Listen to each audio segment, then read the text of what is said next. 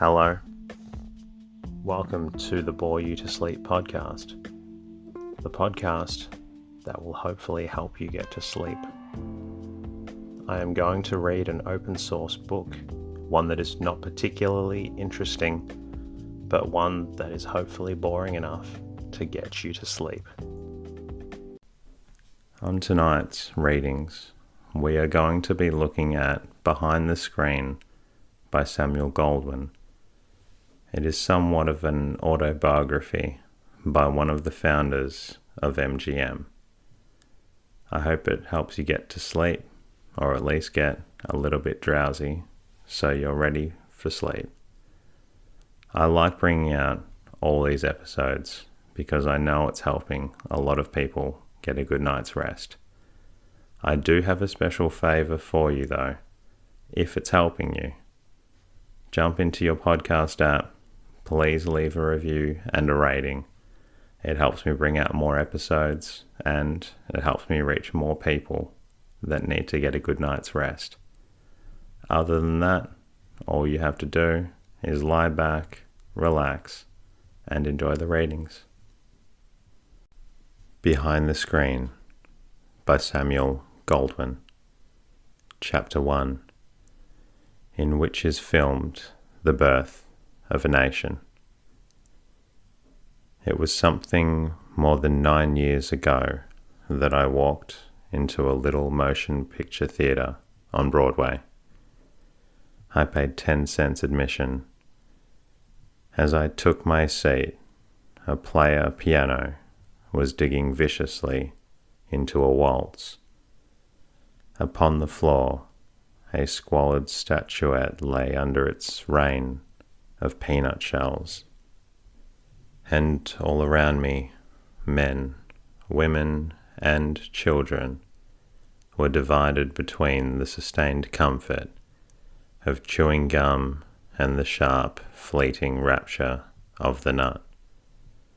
Only a decade ago, yet this was a representative setting and audience for motion pictures. Likewise, typical was the film itself, for as were practically all productions of that day, this was only 1 or 2 reels, and faithful to the prevailing tradition, the drama of tonight was Western. I looked at the cowboys galloping over the western plains, and in their place there rose before me Henry Esmond crossing swords with the young pretender, wiry young D'Artagnan riding out from the Gascony on his pony to Paris of Richelieu, Carmen on her way to the bullfight where Don Jose waited to stab her. Why not? Here was the most wonderful medium of expression in the world. Through it every great novel, every great drama might be uttered in the one language that needs no translation. Why get nothing from this medium save situations where just about as fresh and unexpected as the multiplication tables? When I went into that theatre, I had no idea of ever going into the film business. When I went out, I was glowing with the sudden realization of my way to the fortune.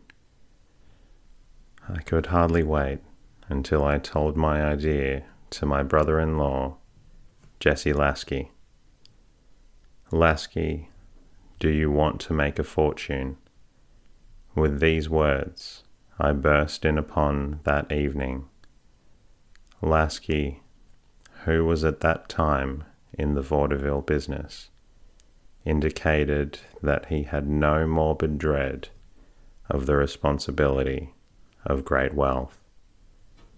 Very well then, I continued, put up some money.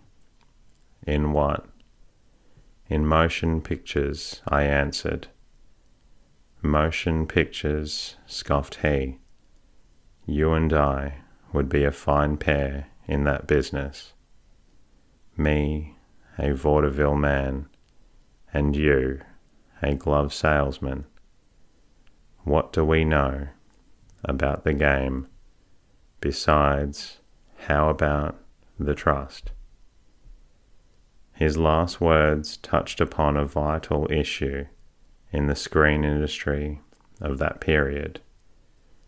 The truth of it was that the motion picture theatres throughout the country were practically at the mercy of 10 companies, which for the privilege of showing pictures collected a weekly license fee of $2 each from 15,000 theatres. I shall not enter here into the argument by which the combine justified their taxation. I shall merely remark that the existent system presented an obstacle worthy of consideration. However, all the way home, I had been preparing an answer to this protest of Lasky's, and now I eagerly put it forth. Give the public fine pictures, I urged. Show them something different from Western stuff and slapstick comedies, and you'll find out what will become of the trust. And why should your entertainment have to be so short? If it's a good story, there's no reason why it couldn't run through 5 reels. I tell you, the possibilities of the motion picture business have never been touched. We could sell good films and long films all over the world. Eventually, Lasky was convinced that my idea presented at least a good betting proposition, and he agreed to add $10,000 to the equal amount which I put up, provided he be relieved of any active management. Considering that in those days many of the 2-reelers were made for less than $1,000, our original capital seemed not only adequate to the immediate cost of production, but to a handsome margin for recovery from a possible first failure. With this assumption of strength, we took our next logical step. We hunted for somebody who would make our pictures for us. It was natural that the first person whom we should think of in this connection was Mr. D.W. Griffith. He was then directing for the Biograph Company, one of the units of the Motion Picture Trust, and he had already experimented with the longer picture in the Judith of Bethulia.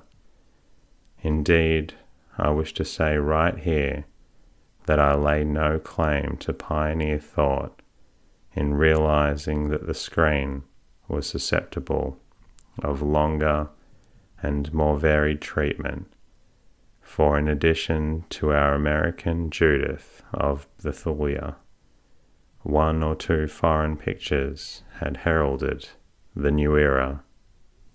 Any possible credit to me, therefore, must be accorded to my conception of the new sort of photoplay as a systematic performance, rather than a sporadic spectacle. Indeed, I was to find out later that even this idea was not an exclusive visitation. Lasky and I had supposed that we were the only ones in the field, but it was not long before we discovered that even previous to us, another man had acted on the same idea. But go back to my interview with Mr. Griffith. I met him for lunch, and I was impressed immediately by the personality which has since lifted him into this place as the greatest of screen directors. Tall and spare and quite stooped, Mr. Griffith's figure suggests, by its very lack of erectness, that reserve of energy which transforms him in the studio to his tireless, almost demoniacal worker. His features are clear-cut, and to the suggestion of the eagle in his profile, the clear blue eyes which you could never possibly mistake for grey even across a room, contribute a final authority. These eyes, while he is at work, so people tell me, glow with enthusiasm, but during the chance interview, they join with the mouth in a look of amused observation. With the expression he heard me make my proposition that day, when he finally spoke, it was to quench any hope that Mr. Griffith might ever become associated with Lasky and me. A very interested project, he commented, and if you can show me a bank deposit of $250,000, I think we might talk. I did not betray the meagre conversational basis which I had to offer. Instead, Lasky and I now approached a friend of ours, Cecil DeMille. Mr. DeMille, although very little more than 30 years of age at this time, was already known as a playwright of considerable skill.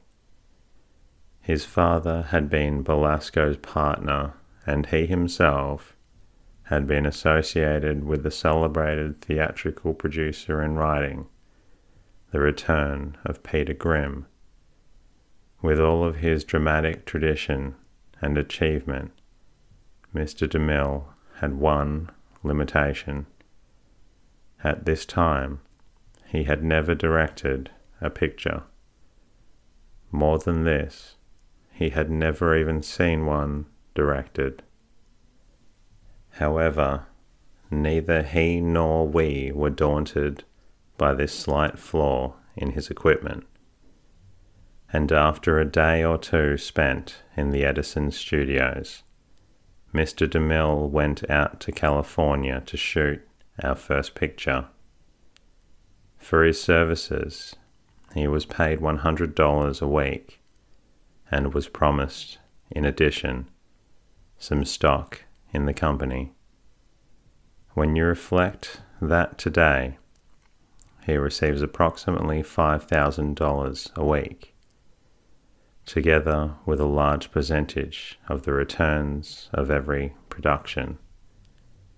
It helps you to realize that the genie of the screen has functioned almost as well as did his ancestor of the Arabian Nights. And in no place is the magic more apparent than in California. When DeMille went out to Los Angeles to look around for a site, Hollywood promised nothing of its present pomp. The vast studios, the beautiful villas, the famous pleasure places, all have arisen in the past decade. It indeed only a flashback from the famous Players Lasky studios of today to our humble residence of 9 years ago, to give you a complete sense of the growth of the industry. The site which we finally selected was one floor of a livery stable. Here in this space, out of which had been created, in addition to the studio, 5 small dressing rooms, our director made that the first film. The elaborate sets were the undreamed of. Painted backgrounds achieved their duties, and our scenic equipment consisted of 4 canvas wings and 2 pieces of canvas. Likewise absent was the modern complicated system of lighting. The sun was our only electrician in those days, and with the aid of 3 or 4 men, DeMille set to work in a studio where the weekly payroll now numbers 1,150 people. Yet in spite of such simplified conditions, it cost us $47,000 to make that first picture.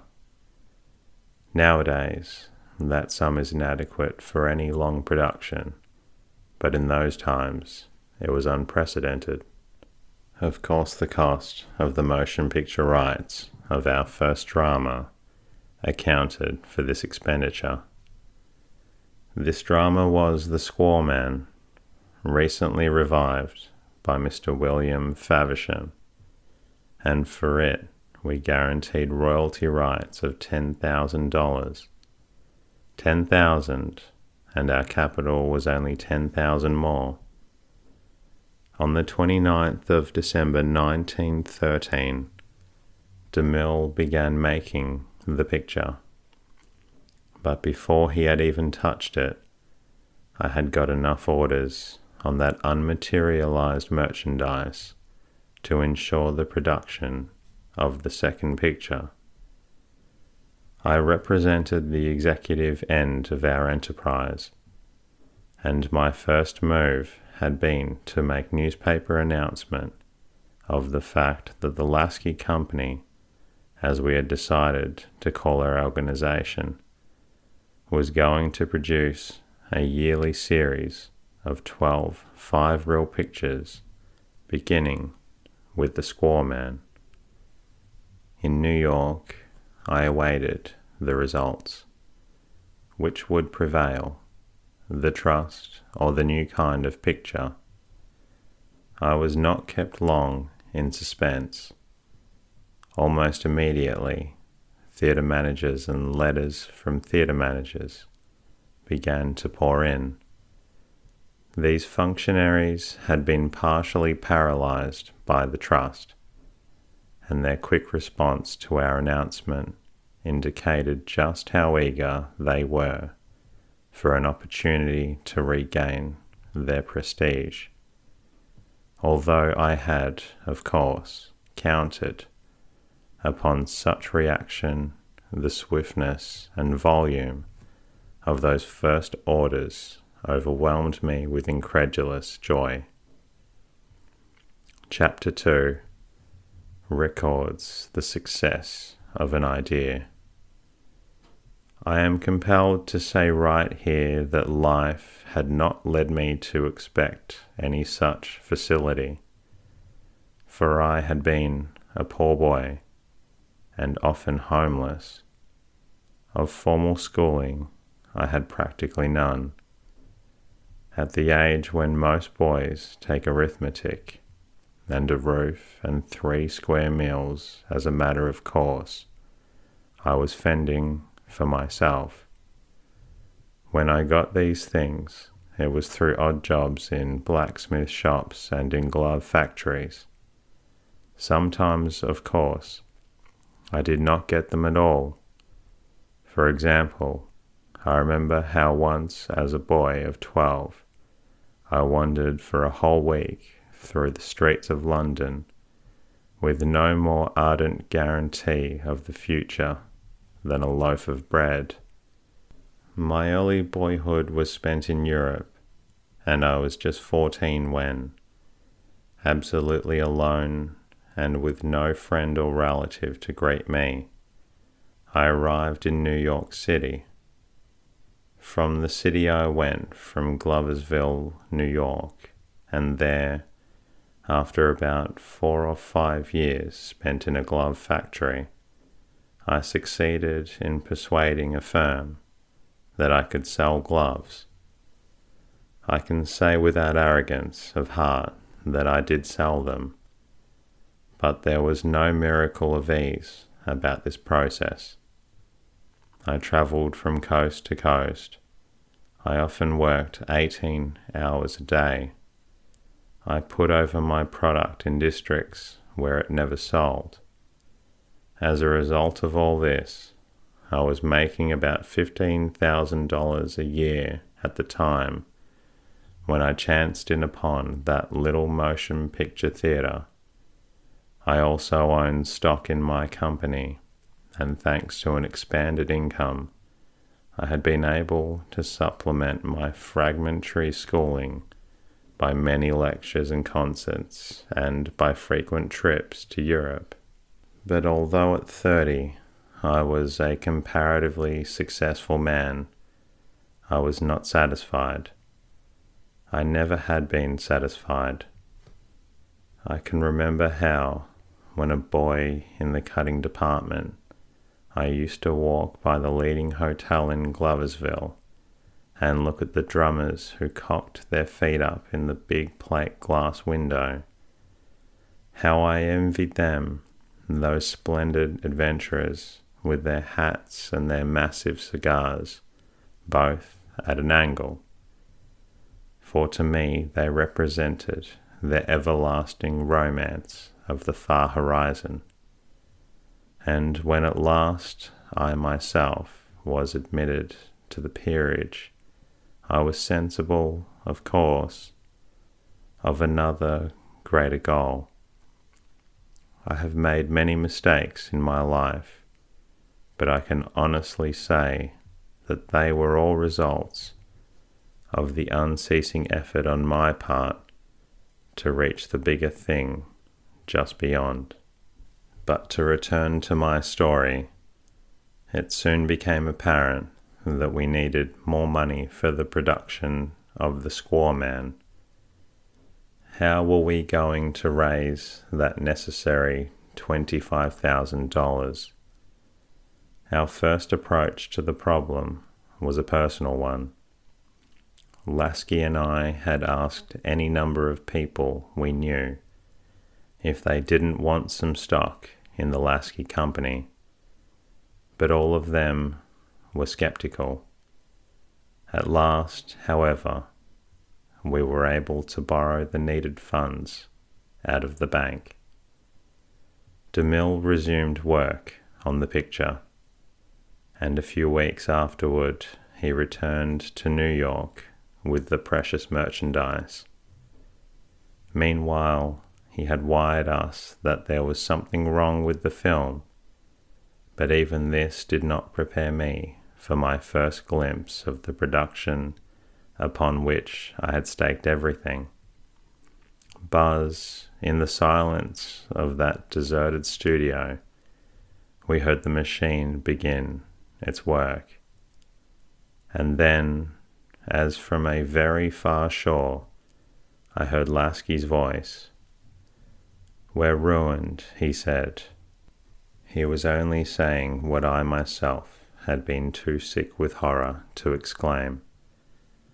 For like a mad dervish, the home of the noble English earl, together with all the titled ladies who moved therein, had jumped across the screen.